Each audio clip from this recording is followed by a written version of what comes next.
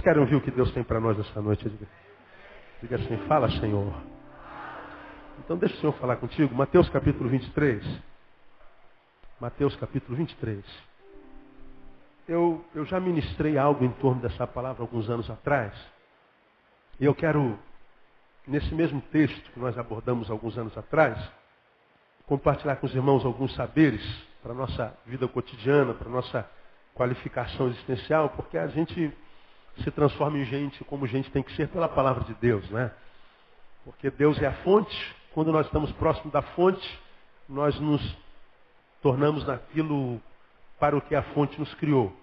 Eu queria ler com você Mateus capítulo 23. Você pode ficar sentado ainda. Quem já abriu? Amém? Esse capítulo 23 é aquele capítulo no qual Jesus revela publicamente o que ele sente pelo fariseu. Não pelo fariseu, mas pela postura do fariseu.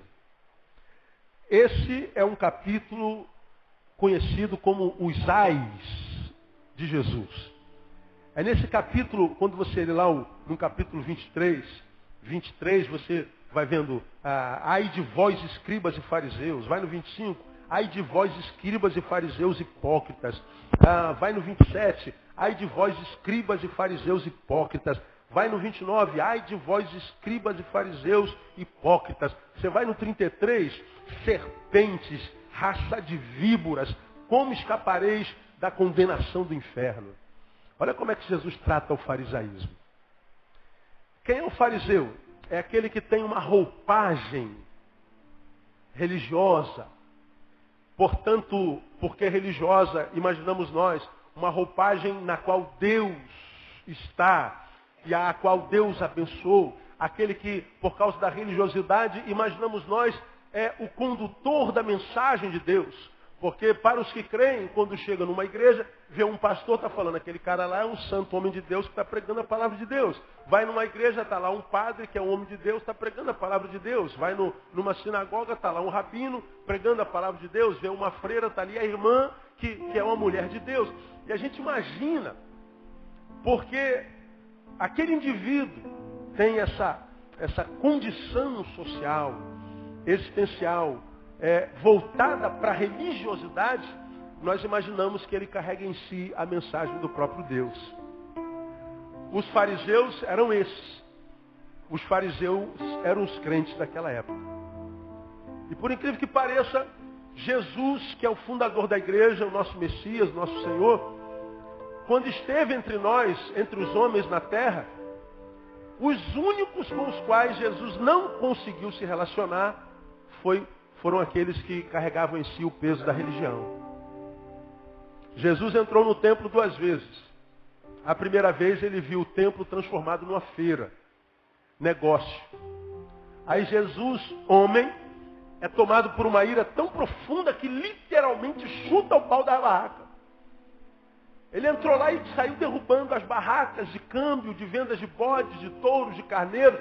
E ele botou todo mundo para correr, raça de víbora, vocês têm transformado a casa de meu pai num covil de salteadores. Ele acabou com a feira. Jesus estragou o lucro dos negociantes. Acabou com o culto. Na outra vez, Jesus entra na sinagoga de novo, entre os fariseus, abre em Isaías capítulo 61, e aí ele, abrindo em Isaías 61, segura o livrão, e o livrão naquela época era um livrão enorme, mais ou menos do tamanho desse meu púlpito aqui. Ele pega com as 2 mãos e começa: o Espírito do Senhor Deus está sobre mim, porque o Senhor me ungiu para pregar boas novas aos mansos, enviou-me a restaurar os contritos de coração, a proclamar liberdade aos cativos, a abertura de prisão aos presos, a pregoar o ano aceitável do Senhor, o dia da vingança do nosso Deus, a consolar a todos os que choram, a ordenar acerca dos que choram em Sião, que se lhes dê uma grinalda em vez de cinzas, óleo de gozo em vez de pranto, vestido de louvor em vez de espírito angustiado, a fim de que se chamem árvores de justiça, plantação do Senhor, para que Ele seja glorificado. O Espírito do Senhor Deus está sobre mim. Aí ele fecha o livrão, e diz assim: hoje se cumpriu essa profecia aos vossos corações. Pronto, acabou o culto de novo. Os fariseus se levantaram chamando-o de herege. Como é que um carpinteiro, um moleque que foi criado entre nós, se arroga esse poder de ser o Messias, aquele para quem foi direcionada essa palavra, de consolar a todos que choram, de apregoar o ano aceitável do Senhor, de que sobre ele está o Espírito de Deus. Então Jesus é expulso da sinagoga, ele tem que sair de lá para não ser morto. Então Jesus, que é o Senhor da igreja, no tempo dele, quando entrou na igreja para acabar com o culto. Aí Jesus, como diz Hebreus capítulo 7, estamos estudando Hebreus capítulo 13, aliás, estamos estudando Hebreus às quartas-feiras, vamos chegar lá no estudo de quarta-feira, diz que Jesus desenvolveu o seu ministério, todo ele fora do portão, fora de Jerusalém, que era a cidade santa. Jesus, o santo de Deus, não conseguiu relacionar-se com os santos de Jerusalém. É sinistro, é esquisito isso. Agora, do lado de fora, Jesus se deu bem com a prostituta. Trouxeram a prostituta para ser apedrejada. Ó, Senhor, se a mulher foi pega em flagrante adultério, a lei de Moisés diz que ela tem que ser apedrejada. É verdade, dizia mesmo. Todo mundo conhece esse texto, eu preguei sobre ele aqui algumas vezes. Jesus estava escrevendo no chão, a gente não sabe o quê. Aí os teólogos ficam discutindo o que Jesus estava escrevendo. É muito engraçado. O cara, em vez de pegar no ato, não, tá? O que Jesus estava escrevendo lá no chão? Como é que a gente vai saber, meu? Aí Jesus está lá escrevendo. Aí trazem a mulher, jogam perto dele, os fariseus estão ali, o povo está ali, tem que ser apedrejado. Jesus, o que a lei diz? Que ela tem que ser apedrejada. Ué, então, por favor, façam valer a lei. Aí Jesus, antes de vocês fazerem cumprir, só uma sugestão. Atire a primeira pedra de vocês, quem não tiver pecado. Alguns comentaristas acreditam que quando Jesus diz assim, quem não tiver pecado, com ela. Quem aqui entre vocês que não tiver dormido com essa mulher, atire a primeira pedra. Aí Jesus voltou a escrever no chão. Quando Jesus levanta a cabeça, cadê os fariseus? Jesus olha para a mulher, aí diz assim, a partir de agora, você vai ficar sentada no banco, 3 meses de disciplina, não vai participar da ceia durante 4 meses, está proibido de cantar no coro. Foi isso que Jesus disse? Não? Jesus disse assim, cadê os teus acusadores, mulher? Não me condenaram. Não te condenaram, não? Então nem eu te condeno. Agora, como eu dei um conselho para eles, deixa eu dar um conselho para você também. Vai e não peques mais. Então Jesus se dá bem com as prostitutas, Jesus se dá bem com aquela mulher que tinha 5 maridos, a samaritana. Jesus se dá bem até com Zaqueu, meu, ladrão. É um ministro da Fazenda, um deputado federal, sei lá. E Jesus vai pousar na casa dele, todo mundo, meu Deus, esse cara diz que é Messias, quando vem aqui na nossa cidade vai morar na casa desse ladrão de impostos. Jesus se dá bem com a corja toda. Mas Jesus não se dava bem com os santos. Não é engraçado isso? A mulher que diziam chamar de pecadora, qual mulher não é pecadora, na verdade? Qual homem não é pecador? Está numa reunião na casa de alguém e a mulher pega um óleo caro, começa a jogar no pé de Jesus, começa a alisar o pé de Jesus, eroticamente. E Jesus estica o pezão, está nem aí. Aí os fariseus começam, se esse fosse Messias mesmo, sabia quem é essa que está esfregando o pé dele. Se ele fosse Messias, sabia o que ela deveria estar pensando quando estava esfregando o pé dele. A coisa é mais feia do que a gente imagina. Jesus não está nem aí. Aí Jesus dá outra lição nele. Jesus vai chocando os santos o tempo inteiro. Jesus vai passando pela terra chocando os crentes. Chocando os caras da religião. E aí, choca tanto os santos, que quem é que mata Jesus? Os santos. Os fariseus. Liderado pelo sumo sacerdote. O sumo sacerdote é aquele que entrava no Santíssimo Lugar, teoricamente falava com Deus, saía do Santíssimo Lugar, porque até a morte de Jesus, o templo, suponha fosse igual isso aqui, tinha uma cortina aqui, ó, daqui onde eu estou, só entrava o sumo sacerdote. Vocês não podiam nem ver o que tinha aqui dentro, porque era um lugar chamado Santo dos Santos. O lugar onde vocês estão era chamado Santo Lugar. Lá onde está aquele pessoal do lado de fora era o átrio.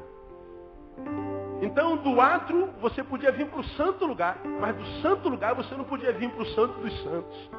Aqui no Santo dos Santos, só entrava o sumo sacerdote e ele dizia assim, olha, Deus me revelou, Deus falou comigo, e eu saio do Santo Lugar, venho aqui para o lado de fora, e aí revelava a vocês o que Deus falou. O Santíssimo Lugar não era lugar para vocês, era lugar só para o pastor Neil.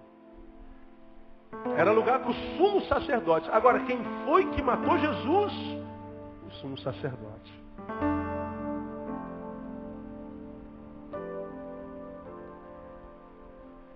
Eu não creio que hoje seja diferente.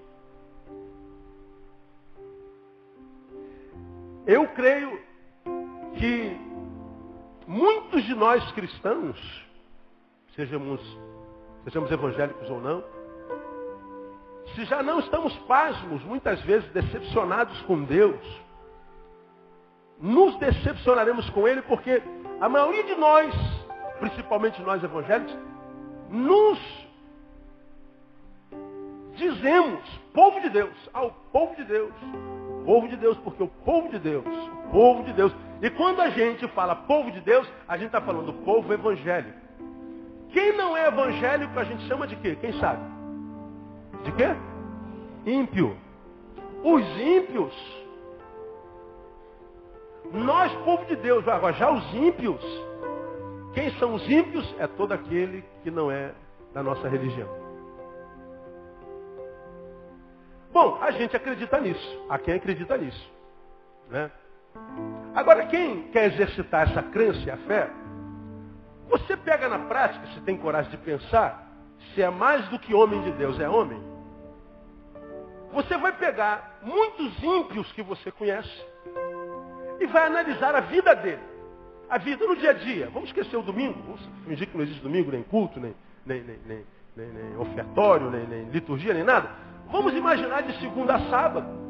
Porque o que a gente faz domingo a esse horário, todo mundo sabe. Está todo mundo aqui sentadinho. Todo domingo senta aqui, tá? Cada dia com a roupinha, não repete a roupa no domingo para o outro. Não é? Não repete, às vezes, nem o cabelo. Não bota a mesma camisa. Porque, fui com essa camisa domingo passado. Todo mundo vai saber que eu fui com essa aqui no domingo passado. Você nunca repete. Você pode até usar 2 domingos depois. A gente se preocupa com a imagem. Vem para cá. Está todo mundo aqui sentadinho, bonitinho, santinho. E a gente olha para o outro e fala assim, rapaz, esse irmão tem uma cara de ser uma bênção. Esse irmão tem uma cara de vaso. Não é? Vaso de Deus. Né? Essa irmã tem uma cara de mulher do fogo. Tem uma cara de vaso também, não é? Eu ia falar vaza, mas não existe. Né? A gente vai olhando, assim pela fisionomia, vai acreditando pela indumentária, pela gravata, pelo penteado, pela forma como ora. Esse irmão é uma bênção. Aquela irmã é uma benção, como diz o outro. E a gente imagina que isso tudo aqui seja verdade. Agora, onde é que você está de segunda a sábado? Onde é que você está sexta-feira à noite? O que você faz quando namora, no casamento? Como é que é a administração do dinheiro da tua empresa? Como é que você lida com os teus negócios? O que passa na tua cabeça? O que domina teu pensamento? O que está no centro, né? Na tua medula óssea, emocional, digamos assim? O que resta? Quais são os teus valores? Quem é que pode saber, se não só você e Deus?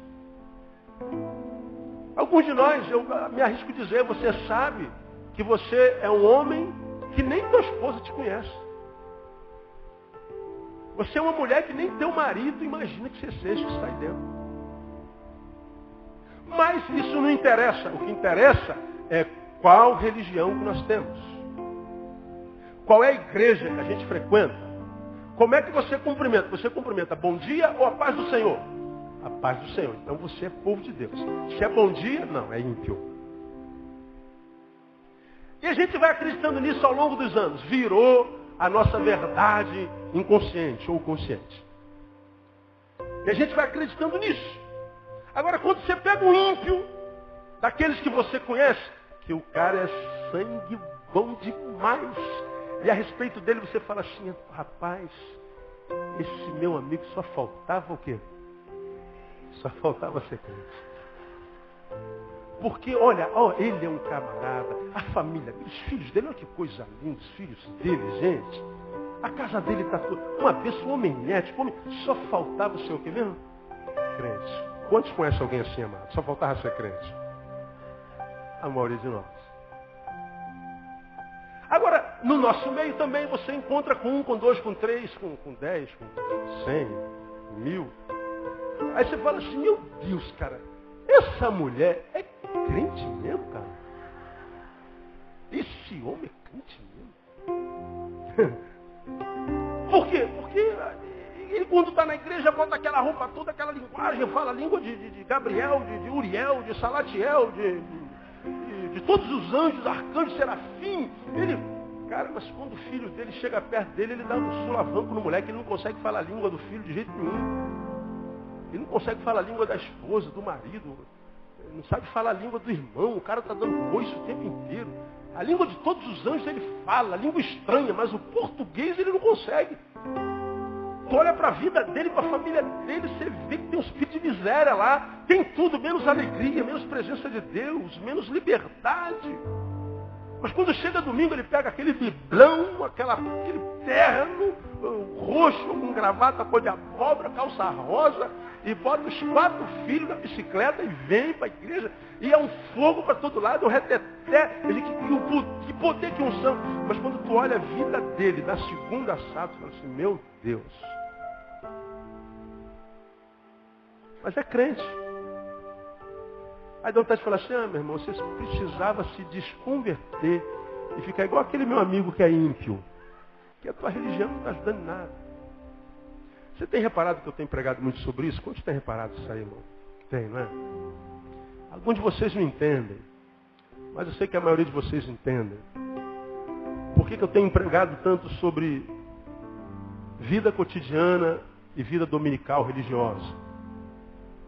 Vida de frequência a culto, de roupagem, de exterioridade, de blá blá blá, nhenhenhen, nhenhenhen, nhenhenhen, de verborragia, de liturgia.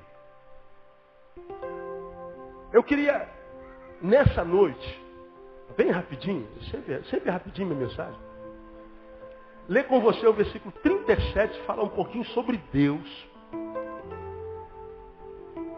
Esse Deus que quando se manifestou em Jesus, só entrou no culto para acabar com o culto. Que quando passou pelos homens, não quis se relacionar com os homens santos. Esse mesmo Jesus, que quando foi para o culto, acabou com o culto, e quando entre os homens não quis relacionar-se com os homens santos, é o mesmo Jesus que não quis mais ir para a sinagoga, porque a sinagoga queria que ele morresse, então ele foi para fora do arraial, foi para fora do lugar santo. E no lugar santo ele foi se encontrando com toda a corja humana, e com toda a corja humana ele foi se identificando como se identificou Davi lá na caverna de Adulão, que a gente pregou alguns meses atrás.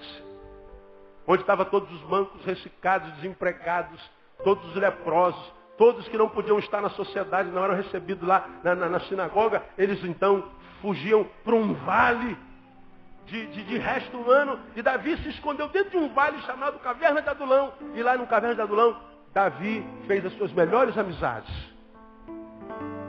Davi, o homem segundo o coração de Deus, simboliza o Messias,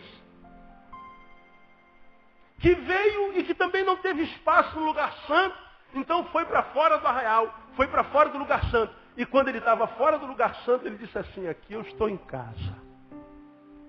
Aqui eu me sinto bem. No meio dessa gente que não parece ser e não é, eu me sinto muito bem. Mas no meio daquela gente que parece ser e não é também, lá eu me sinto mal. Como quem diz, eu prefiro estar aqui no meio dessa gente que não tem aparência nenhuma. Não tem porque não é. Então, o que está do lado de fora tem a ver com o que está do lado de dentro. Não parece ser e não é. Então está em consonância. O exterior com o interior. Agora, lá dentro do lugar santo, tem um monte de gente que parece ser, só que também não é. Com a diferença de lá é que eles parecem ser, só que não são. Portanto, o exterior não está em consonância com o interior. Há uma desconexão. Há uma vida dicotômica. Portanto, em alguma área da vida daqueles que parecem ser, não sendo, há hipocrisia. E aí Jesus diz assim, com hipócrita eu não me relaciono. Aí tu lê o capítulo 23, fariseus hipócritas. Ai de vós, escribas e fariseus hipócritas. Ai de vós, escribas e fariseus hipócritas. Ai de vós, escribas e fariseus hipócritas. Vai no 33, serpentes, raça de víboras, como escapareis da condenação eterna? Por que Jesus fala isso? Porque eles pareciam ser e não eram. Jesus está dizendo, olha, eu consigo me relacionar bem com a mulher que vende o corpo para sobreviver, mas que quer deixar isso, eu não a acuso. Eu me dou bem até com ladrão de imposto, aquele cara que mete a mão no teu imposto e enriquece, se o nome dele é Zaqueu. Eu durmo na casa dele, não tem problema nenhum, porque eu sei que ele tem salvação. Eu me relaciono com aquela mulher que está esfregando o meu pé e que também era pecadora. Eu me relaciono com criancinhas, eu cancelo a minha agenda toda, desde que elas venham até mim, cancela tudo, porque hoje o meu assunto é com crianças. Eu me relaciono com qualquer tipo de gente, com qualquer tipo de pecado. Mas há um pecado que Jesus está dizendo assim, esse eu não suporto. É a hipocrisia. A respeito desse pecado, ele escreve a uma das igrejas no Apocalipse. Tenho, porém, contra ti uma coisa, que nem és quente, nem és morno, nem és frio. Você, igreja, não é quente, nem é fria. Ela é o quê? Morna. E quando a gente é morno, o que ele diz que ele faz? Ele vomita. Ele diz, se tu é gelado, tu é um ateu, diz, eu não gosto de Deus. E é isso que eu creio, eu não creio em nada. A minha fé é fé na não fé. Eu optei por não crer. Jesus respeita esse cara. E há outro que diz que crê e vai até as consequências, mas não fala, eu creio, Jesus respeita esse cara. Agora, quando alguém diz assim, ó, eu creio, mas não vivo como se cresce, Jesus está dizendo assim, de você eu tenho nojo, você me dá náuseas. Eu vomito você. Está lá em Apocalipse capítulo 3. Jesus consegue se relacionar com todo tipo de pecado e pecador. Mas me parece que a hipocrisia ele não consegue suportar. E essa é uma verdade que nós que fazemos parte desse século 21, é o século que cultua a aparência, o corpo. É o século da relação virtual, daquilo que a gente demonstra ser não sendo, porque você que tem MSN, você que curte o computador, está lá na sala de papo nas suas madrugadas, só Deus sabe em que sala de bate-papo você entra, né? Deus sabe. Né? Aí você está lá nas suas salas de bate-papo, e naquela relação virtual, você é o que você quiser ser. Você pesa 180 quilos, tem 1,60 m.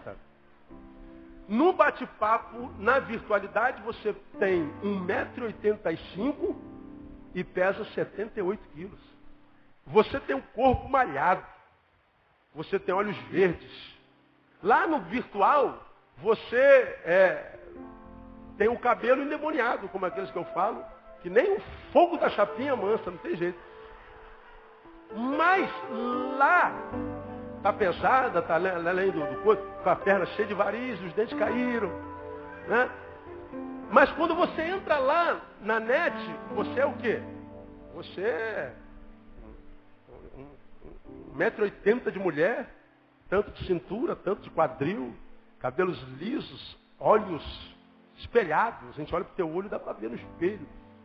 Você é a mulher mais linda do mundo. Lá, você pode ser o que você quiser. Nós vivemos nessa geração que é tudo o que quer ser, mas só na virtualidade.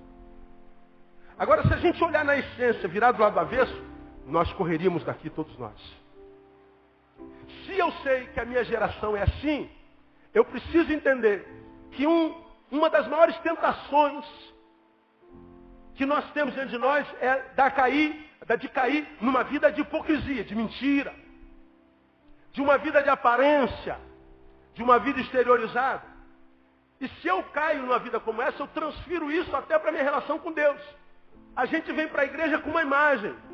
A gente vem para a igreja como se fôssemos um holograma, como eu digo sempre.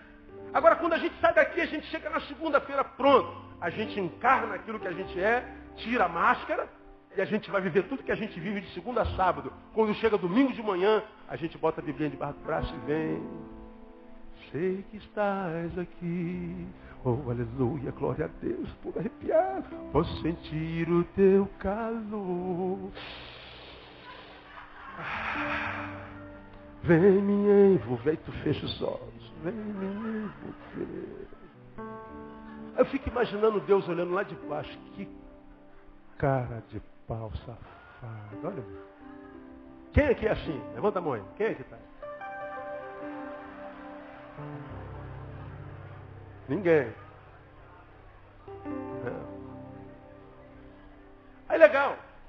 Qual o perigo de ver isso? Você sai daqui e fala assim, pastor, esse culto foi uma bênção. E foi. Mas essa bênção permanece contigo até quando? Acorda com você amanhã? Chega até quarta-feira contigo? Aquilo que você recebeu aqui, aquela unção, como aconteceu domingo passado, irmão. Culto tremendo. A gente sai daqui impactado, a gente sai daqui, meu Deus, não acaba esse culto jamais, vamos dormir aqui hoje. Que a glória de Deus está nesse lugar. E a gente sai daqui impactado. E todos nós saímos impactados, se estamos vivos, e a gente sai impactado. Mas isso não é o mais importante. O mais importante é o que esse impacto vai gerar em você. E até quando esse impacto vai permanecer em você. E o que acontece com a maioria de nós? Nós recebemos um impacto no culto, mas parece que segunda-feira ele não amanhece conosco. Em alguns vai até terça-feira, em alguns, quem sabe, até quarta-feira. Mas ele não se transforma em nós. Nós não nos transformamos nele. Nós não nos tornamos um só, numa simbiose. Nós e Deus não nos misturamos. Nós não nos transformamos na casa de Deus. E aí o que acontece? Como nós só recebemos o impacto de Deus no culto, nós ficamos dependentes de culto. Como eu só sinto a presença de Deus em ajuntamento, eu fico dependente de ajuntamento. Como Deus só se manifesta nos congressos, nos eventos, eu preciso de congresso e evento. E você sabe que congresso e evento na igreja evangélica tem que pagar. Hoje a gente paga para entrar em igreja. E aí a gente vicia em evento. A gente se torna dependente dos super crentes que estão aqui no meu lugar ministrando. E aí eu vejo esse Deus revelando essa palavra que eu vou ler com você aqui já, dizendo assim, filho, eu não sou o Deus dos eventos. Eu não sou o Deus dos templos, porque lá em Atos capítulo 7 diz que Deus não habita em templos o quê? Feitos por mãos de homens. Quem foi que fez isso aqui? Homem. Então Deus não habita aqui. Deus passa por aqui quando nós estamos aqui dentro, porque Ele habita em nós. Agora, quando acabou o culto, isso aqui vira uma tenda. Só. Agora, e onde é que o Deus que se manifestou aqui dentro pela palavra, pelo amor, pela graça, para onde é que Ele vai? Ele pretende ir dentro de nós, para onde nós formos. Mesmo que a gente vá passar essa semana pelo fogo do inferno. Deus está dizendo, eu não tenho problema com o inferno, filho. Eu já estive lá. Se você não sabe, eu arranquei a chave da mão daquele que imaginava ser dono do inferno. De modo que eu disse para ele que nem do inferno ele é dono. Então Deus não tem problema com o inferno. Agora, por que a maioria de nós, quem sabe de vocês, ama estar aqui? Ouvir a palavra de Deus que é clara e que faz bem para a nossa alma e é profunda e que nos dá alegria e força para estar aqui. Vocês ouvem às vezes sermão aqui de 1h30, meu. Você fica sentado em 1h30 ouvindo. Quem é que aguenta isso? Você aguenta e com alegria. Quando a gente diz assim, ó, terminou, dá vontade de ouvir mais. Mas é porque é a palavra de Deus. Agora, por que essa palavra de Deus não permanece dentro de todo mundo? Por que quando a gente sai daqui, a gente diz assim, caramba, hoje minha vida mudou, agora minha postura vai mudar, mas amanhã você se encontra com essa área do teu caráter que está deformado e que te macula a alma de novo. Chega na terça-feira, você se encontra com o lugar da tua tentação e você cede para aquela maldita daquela tentação de novo. Você sai daqui cheia da alegria do Senhor, e a alegria do Senhor é a nossa o que mesmo? Força. Mas aí essa alegria que sai contigo daqui, você vai no carro cantando, glorificando a Deus, amanhã quando você acorda, a tristeza da vida te alcança de novo. Você pergunta para onde foi aquela alegria de ontem à noite? Bom seria que aquela noite não acabasse nunca. E a gente vive dessa forma inconstante. E sabe o que acontece com a maioria de nós? A gente cansa desse negócio. Cara, eu escuto isso a vida inteira, concordo com aquilo, eu quero aquilo para a minha vida, eu peço a Deus para que aquilo seja tatuado na minha alma, eu peço a Deus para que aquilo não saia do meu coração, para que aquilo frutifique a 100 por 1, eu quero ser esse santo que a palavra fala, eu quero viver essa vida em Deus, eu quero viver uma vida de intimidade com Deus, que eu não preciso nem de culto, que eu não preciso nem de ninguém, que eu sinta a presença de Deus, não só no evento, mas eu quero estar andando na rua e ver Deus passando perto de mim, que seja num passarinho, num cachorrinho, num sei lá, em qualquer coisa, porque a Bíblia diz que os céus manifestam a glória de Deus e o firmamento anunciam as obras da sua mão. Deus está impregnado na sua criação. Amém, amém, igreja? A gente pode achar Deus em qualquer canto. Fomos no encontro ontem de moto, por isso eu não vim hoje de manhã. Chegamos por volta de 1 hora hoje e nós paramos na viagem de volta, fomos em 9 motos. Passei em cima de uma ponte, motos têm essa vantagem. Eu estava puxando o comboio e bem pertinho da margem dessa ponte, eu passei com a minha moto e tentei olhar lá embaixo, o que tinha lá embaixo, ali na Costa Verde, e vi uma água com uma cor que eu nunca vi na minha vida. Nem em Arraial do Cabo eu vi aquela água lá. Quem já foi lá no Pontal do Atalaia? Quem já foi no Pontal do Atalaia? Poucos, né? Quem não foi, pelo amor de Deus, vá. Vá ver o pôr do sol lá em Arraial do Cabo. Faça o passeio de escuna em Arraial do Cabo. Já fez em Cabo Frio, em Búzios, legal, mas faça em Arraial do Cabo. Aí quem conhece aquelas águas são fenomenais. Mas eu estava na moto e olhei uma água, falei, meu Deus, que cor é essa? Eu parei a moto dessa vontade, parou todo mundo. Olha aquilo lá. Só que nós já estávamos na reserva. A gasolina já estava acabando, a gente estava torcendo para chegar ao posto da frente, a gente não sabia se a gasolina dava para chegar lá de algumas motos. Aí o Emerson que está aqui, falou assim, Emerson, como é que está a gasolina? Pastor, acho que dá para ir lá. Ou então dá uma voltadinha, ela tem uma trilha lá embaixo, tá vendo lá? Volta lá, dá mesmo, tá? Não dá para ir, então vai lá. Ele voltou alguns quilômetros, daqui a pouco a gente olha lá embaixo, o Emerson, com a moto dele descendo na trilha lá perto d'água. Falei, rapaz, dá para ir lá. Falei, dá para ir lá, gente, dá para ir lá. Aí quando o Emerson voltou, alguém falou assim, Dirley, pastor, e a gasolina? Eu falei, é mesmo, não dá não, cara, a gasolina não dá para ir lá. Aí tiramos fotos, ficamos vendo aquilo lá, depois eu subi na minha moto. Meu irmão, eu fui tomado por um senso de gratidão tão profundo a Deus. Eu vim na minha moto sozinho, o André não foi comigo, eu vim louvando ao Senhor dentro do meu capacete. Com a cor daquela água na minha mente, eu vim lembrando, Deus, como a tua mão cria coisas tão lindas nesse universo.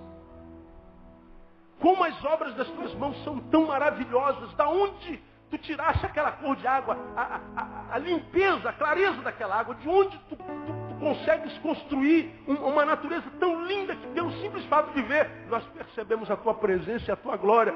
E eu vim de lá até a minha casa, irmão, com os meus olhos marejados, dando glória a Deus pelo que eu vi. Irmãos, vocês estavam aqui no culto, adorando. Eu não estava aqui adorando, mas eu posso afirmar para você, eu senti tanto a presença de Deus lá naquele lugar como vocês sentiram aqui nesse lugar. Eu não estava na liturgia do culto. Cheguei em casa abençoadíssimo. Abençoadíssimo.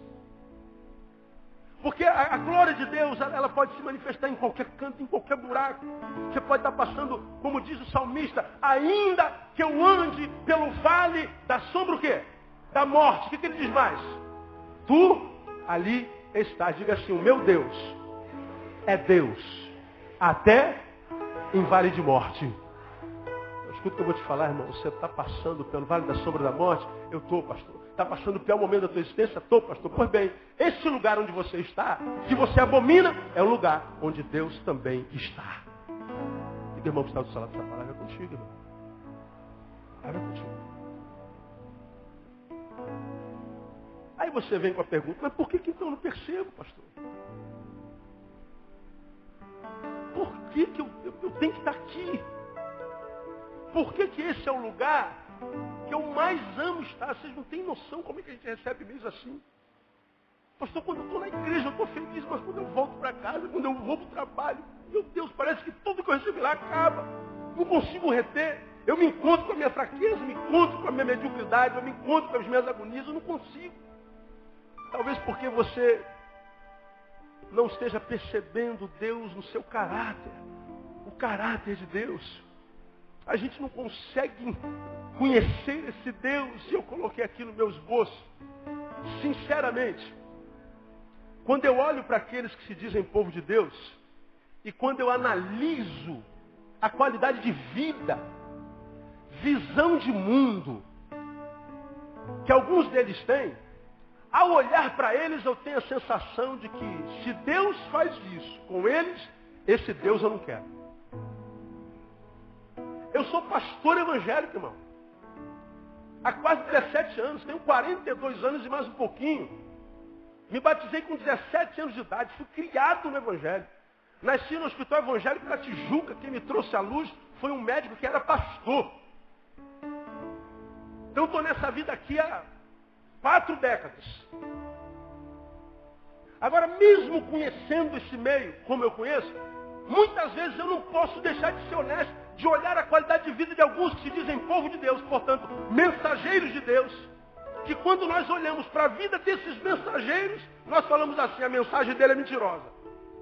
Porque a mensagem que ele prega é uma, a vida que ele vive é outra. E quando eu olho para a vida dele, imagino que o Deus dele é quem faz isso, eu não quero esse Deus. Aí quando nós olhamos para o Deus da igreja, muitas vezes nos decepcionamos porque nem sempre o Deus da igreja é Deus da igreja. Esse capítulo aqui diz que o Deus da igreja não se relaciona com hipocrisia. Se relaciona com você que está aqui, é pecador. Você está, pastor, eu estou aqui, eu sou matador, matei 150 pessoas, pastor, eu estou aqui, eu sou prostituta, eu vivo disso, é isso que eu sou. Pastor, aqui, eu sou aqui, o pior ser humano, eu sou isso. O senhor não tem noção do que eu sou. Deus sabe que você é. E se você é isso e admite que é isso, Deus está falando assim, eu te respeito. Agora, se nós estamos aqui, mostramos ser tudo isso que nós imaginamos ser. Mostramos para os outros ser uma coisa que todo mundo imagina que nós somos. Mas quando nós estamos na nossa individualidade, sozinhos, nós e Deus sabe que estamos longe daquilo que dizemos ser, na coletividade, Deus está dizendo assim, eu nem respeito você, porque você é um hipócrita. E hipocrisia é o único pecado que eu não suporto. Então eu aprendo que não adianta eu tentar desenvolver com Deus uma vida na perspectiva religiosa. Não adianta. Não adianta eu chegar lá no meu quarto e me ajoelhar na minha cama, e botar a cabecinha lá na cama, e orar ao Senhor se eu não estou com vontade de estar ajoelhado. Me ajoelhei porque geralmente a gente imagina que quando a gente está de joelho, a gente está mais próximo de Deus. A gente imagina que quando a gente sobe o monte, Deus ouve mais a oração. A gente imagina que se a gente parar de comer de manhã por alguns dias, Deus vai ouvir a nossa oração. A gente imagina que se a gente desenvolver alguma prática religiosa, em que instância for, Deus vai nos visitar e permanecer em nós. Aí você está fazendo jejum, você está subindo um monte, você está usando gravata, você está usando terno, você está indo na campanha disso, a campanha daquilo, você está subindo um monte, você está fazendo um monte de coisa. Mas o único lugar onde você encontra Deus é no ajuntamento. Se tiver coragem de se autoanalisar, falar assim, pô, essa palavra é comigo, eu não sinto Deus. Eu não consigo viver essa fé de Deus, eu não consigo sentir essa gratidão pela vida todo dia. Eu não consigo acordar de manhã e celebrar a vida mesmo que eu esteja duro. Eu não consigo caminhar dentro da minha casa com a minha esposa e meus filhos e perceber que a graça de Deus é quem impermeabiliza a nossa relação. Eu não consigo ver isso. Eu preciso que coisas aconteçam para que eu acredite que Deus esteja agindo na minha vida. Eu não consigo viver a teologia de Jó, que diz que se o Senhor dá, se o Senhor toma, Ele continua sendo bendito. Como quem diz, eu não preciso que nada aconteça do lado de fora para acreditar que Deus age do lado de dentro. É viver essa vida todo dia no caminho, sem que a gente tenha que absorver uma imagem religiosa que parece ser de Deus aos olhos dos outros, mas que Deus sabe que não tem nada a ver com Ele. Onde é que está o nosso equívoco? Achar que a religião nos leva até Deus. Aí, como a gente só tem 5 minutos, deixa eu ler com você o versículo 37.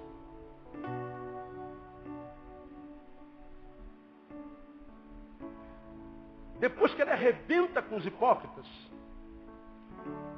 na individualidade, ele volta-se para a cidade, a chamada santa, e diz assim: Jerusalém, Jerusalém, que matas os profetas e apedreja os que a ti são enviados.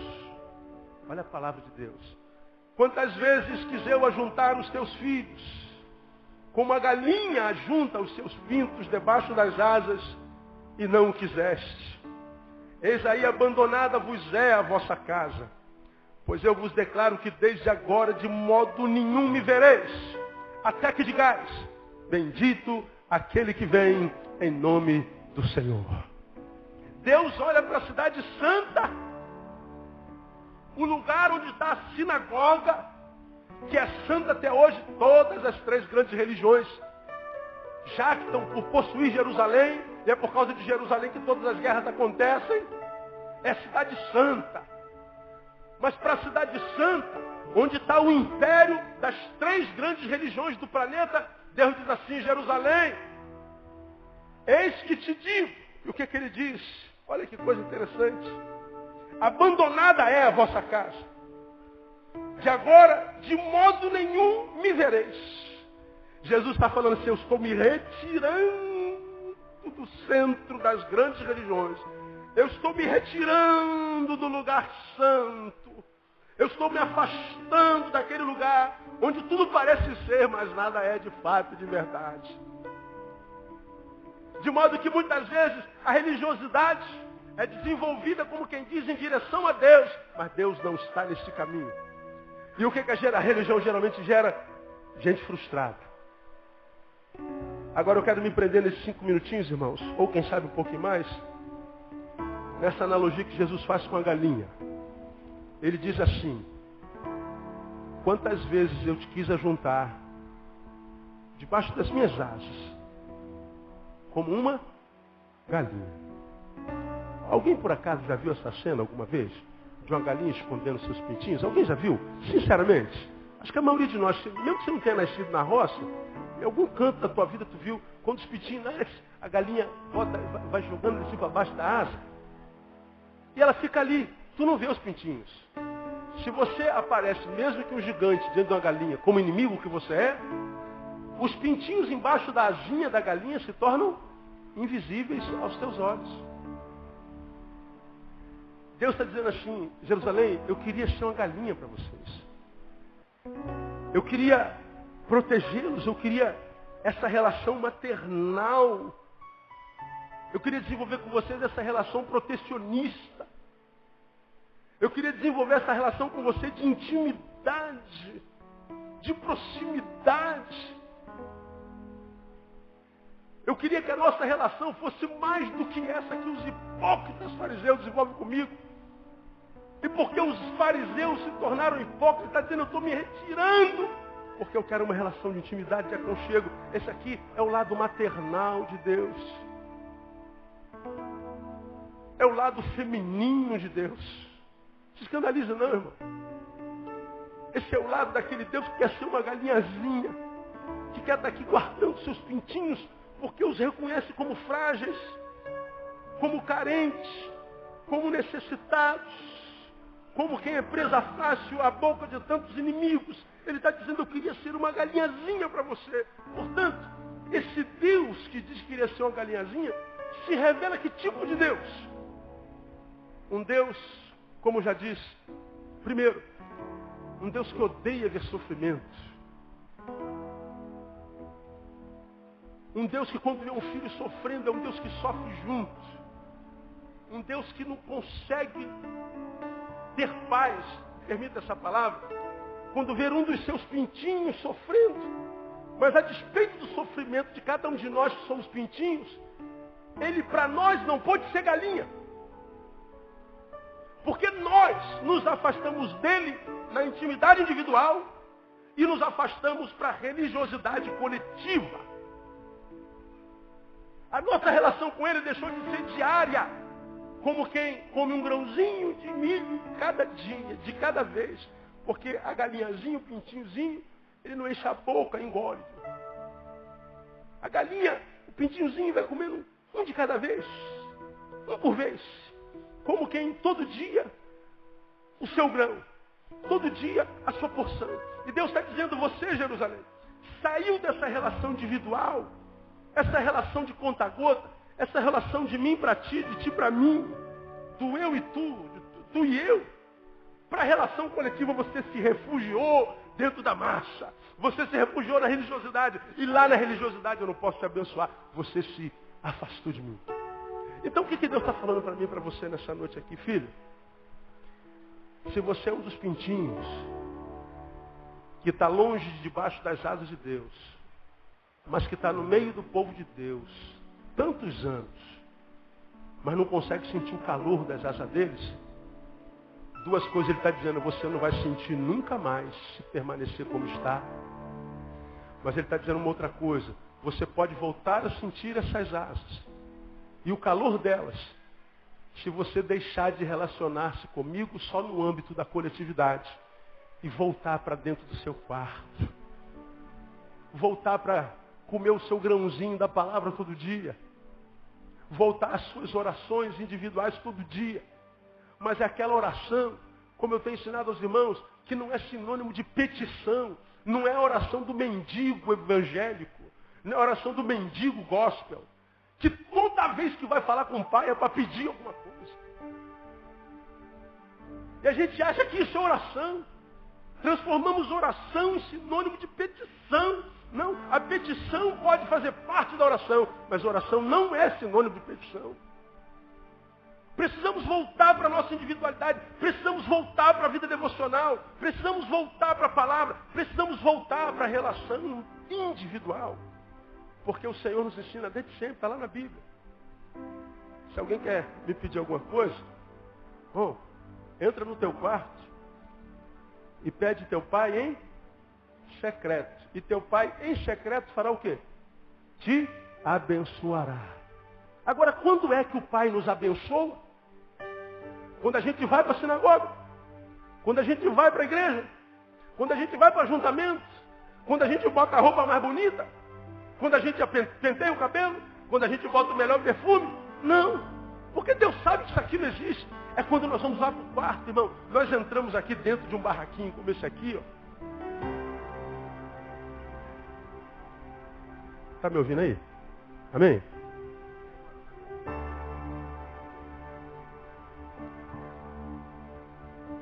Vocês não podem me ouvir. Se eu tirar esse microfone aqui dentro desse quarto, eu começar a orar ao Senhor, você não pode ouvir.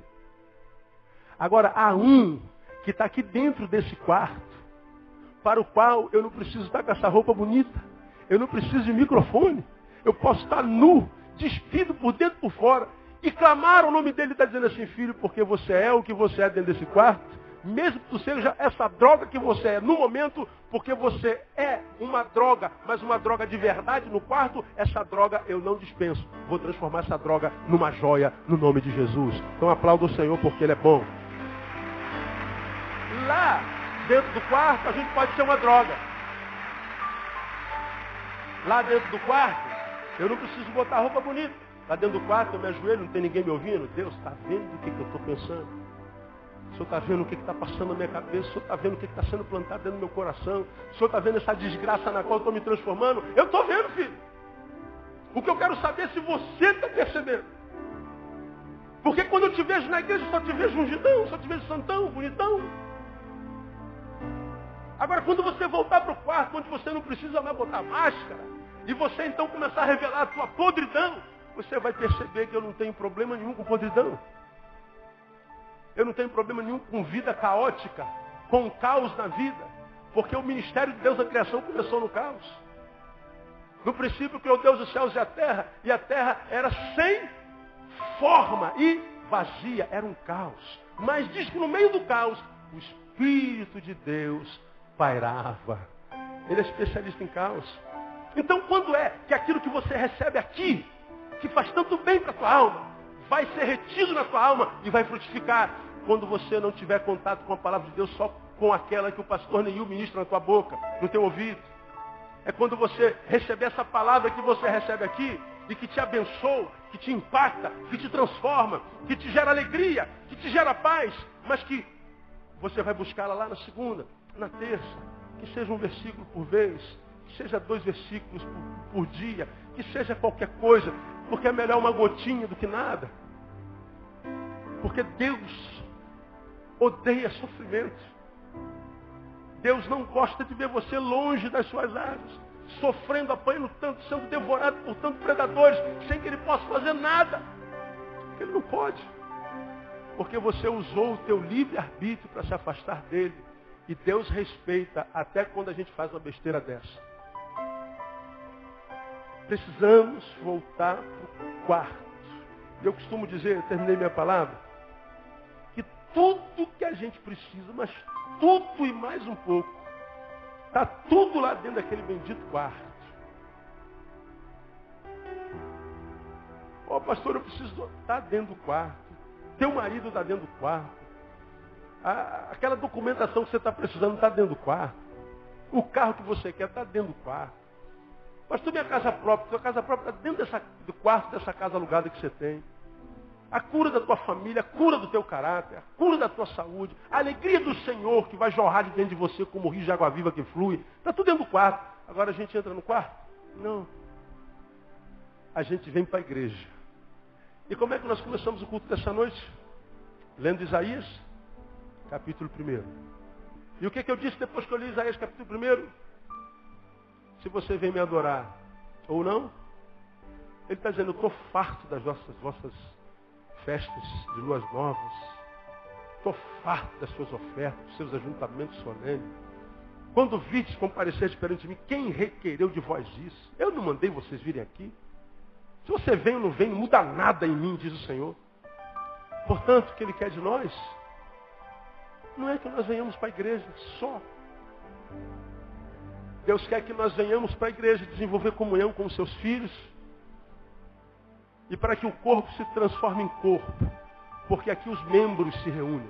Vem um dedinho lá do Jardim Novo, vem uma palma da mão da Malé, vem um rádio de Sulacap, vem um fêmur de Nova Iguaçu, né? Vem uma nádegas do Meia, vem uma patela de Belfor Roxo, né? Vem uma tíbia sei lá, de Vila dos Teles, vem um perônio não sei de onde, vem um dedinho mindinho do pé direito do outro, vem um dedinho mindinho do pé esquerdo do outro lado. Aí o corpo vai se transformando em corpo, e quando o corpo está pronto, a cabeça vem acopla, e a sua virtude começa a passar pelo corpo no nome de Jesus, e o corpo se sente vivo, porque você se sente vivo aqui. Agora, e quando o culto acaba, aí o dedinho vai para um lado, o cotovelo vai para o outro, a tíbia vai para o outro, o corpo se esquarteja, mas o Senhor está dizendo assim, filho, você é o único membro que faz parte de um corpo que não precisa estar junto para receber virtude da cabeça. Você pode ser uma unhazinha do dedinho mindinho do pé esquerdo. Se você estiver ligado ao cabeça, onde quer que você esteja, você vai receber virtude do alto no nome de Jesus. Mas a gente deixa para receber virtude só no domingo, quando ele vai para a igreja. Meu irmão, não dá para viver uma vida em Deus só domingo. Eu estou fazendo 2 convites para você hoje. Se você quer continuar recebendo Deus só domingo, quando acabar hoje, some daqui dessa igreja, vai embora. Não volta nunca mais aqui, porque você está perdendo tempo. Domingo que vem, vai para o Cabana do Catonho.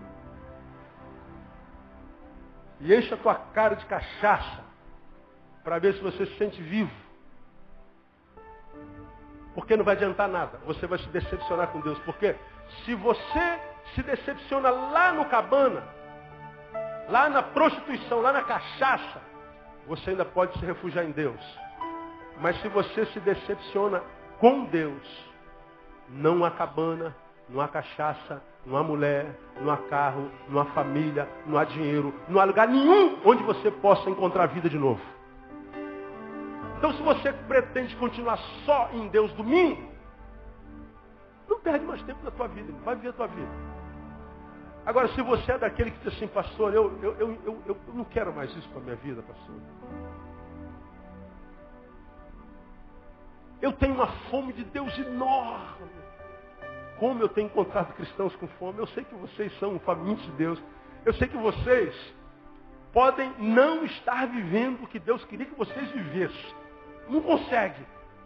Mas que há uma força dentro de você dizendo assim, você está vivendo errado, você precisa ver o que Deus quer, que você quer viver, você quer viver, amém ou não é mesmo? Porque quando a gente está no pecado, eu não queria querer, mas eu quero. Eu não queria fazer, mas acabo fazendo. Eu queria querer aquilo lá, mas eu não consigo me manter aqui, eu sou fraco. Eu não consigo moldar o meu caráter à luz da palavra, eu não consigo permanecer. Eu não consigo não ceder a essa tentação. Talvez você seja crente domingueiro. Eu acredito com toda a minha alma que uma palavra dessa aqui é uma palavra que vem com uma declaração do amor de Deus assim por tua vida enorme. Como quem diz assim, filho, você é um pintinho que está longe da minha asa. Você é um pintinho que eu estou vendo o que você está passando. Eu quero te dizer que a minha asa continua estendida para você. Eu estou morrendo de saudade de você. Então volta para debaixo da minha asa. Deixa eu ser tua galinha. Volta para a intimidade. Volta para o quarto. Relacione-se comigo, mas não na qualidade do pedinte evangélico, mas daquele que fala comigo sem pedir nada. Como é difícil orar a Deus sem pedir. Entrar no quarto e falar assim, Deus, hoje eu não vim te pedir nada. Só vim trocar uma ideia. Sugestão, bota uma musiquinha lá no fundo. Uma música como essa que nós cantamos. Sei que estás aqui. Sabe ou não sabe? Posso sentir o teu calor. Lá no quarto. Vem me envolver. Me constranger com seu amor. Filho de Davi. Filho de Davi. Qual cego quem disse isso? Tem compaixão de mim.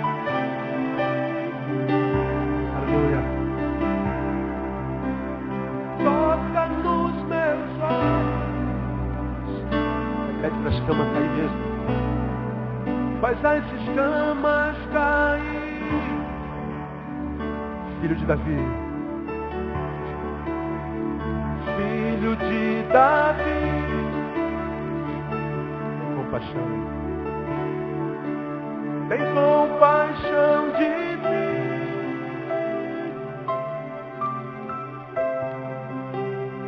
Toca nos meus olhos. Por quê? Pois quero te ver, quero te ver. Oh, aleluia, Pai.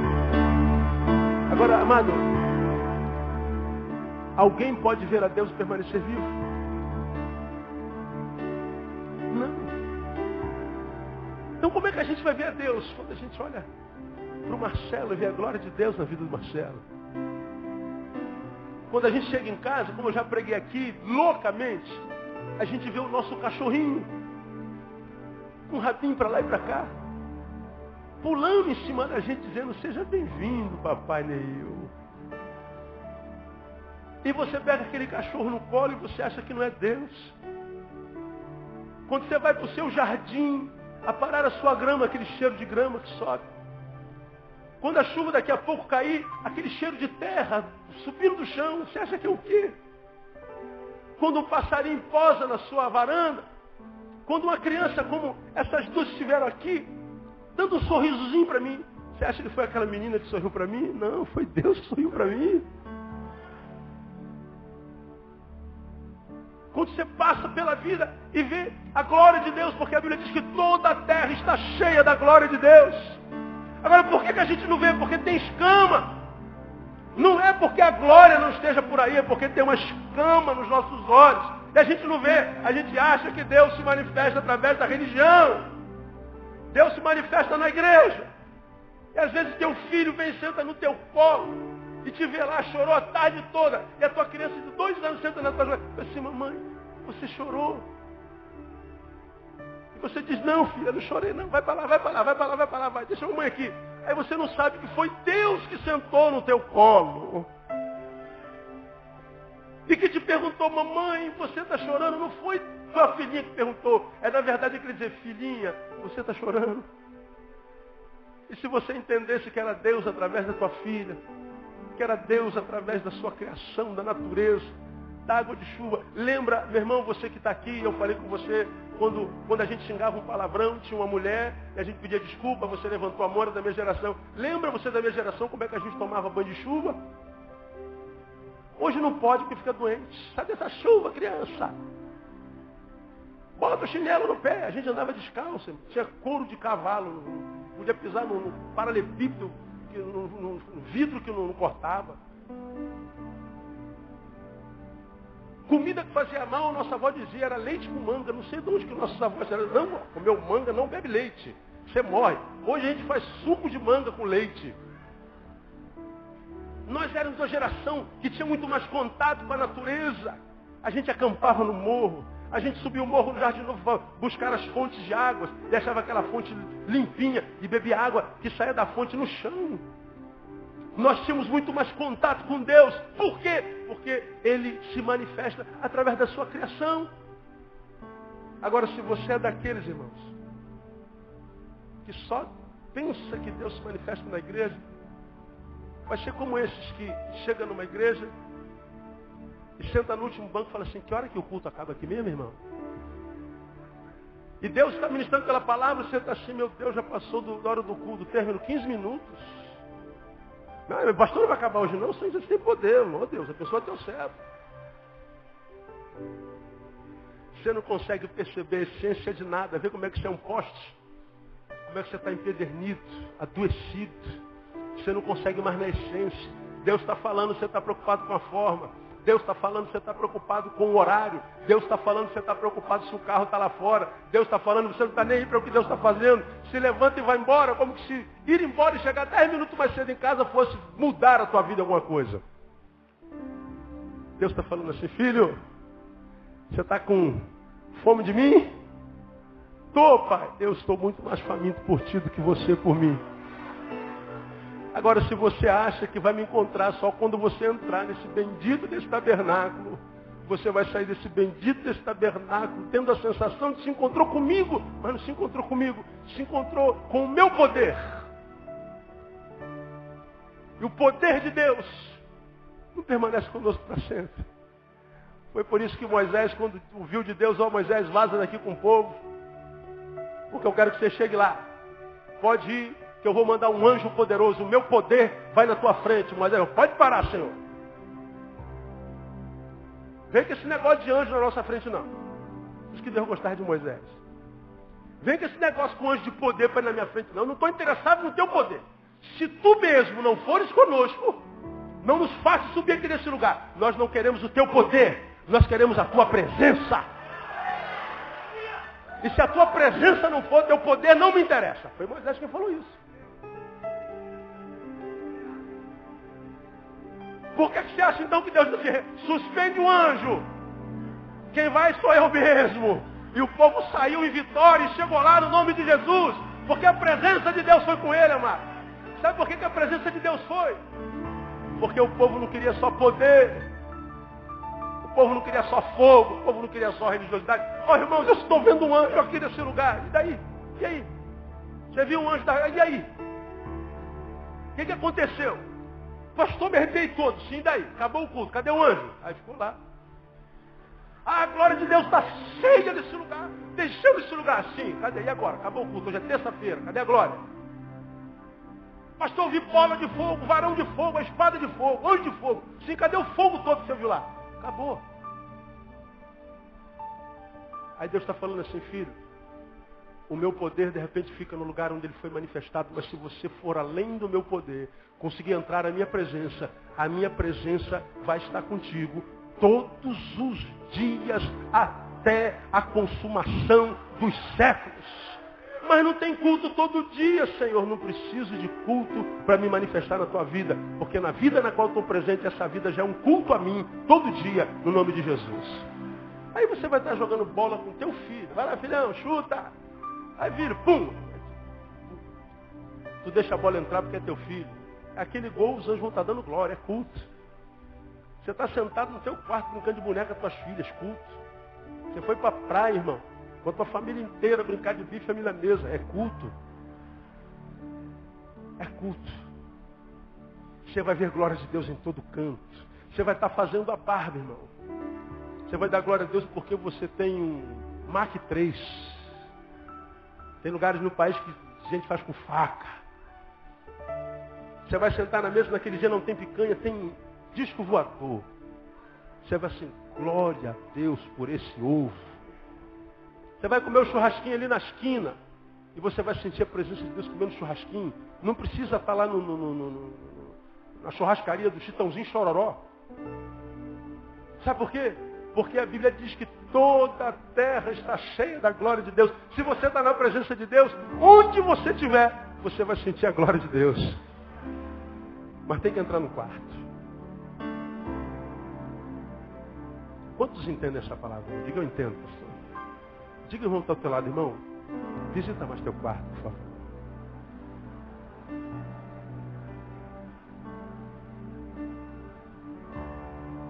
Quando você entender que teu quarto não é só lugar para dormir, é um lugar para ter um altar a Deus, você vai ver que o fogo arderá continuamente naquele altar. Nunca mais se apagará pelo poder do nome de Jesus. Vamos para o quarto. Vamos aplaudir ao Senhor.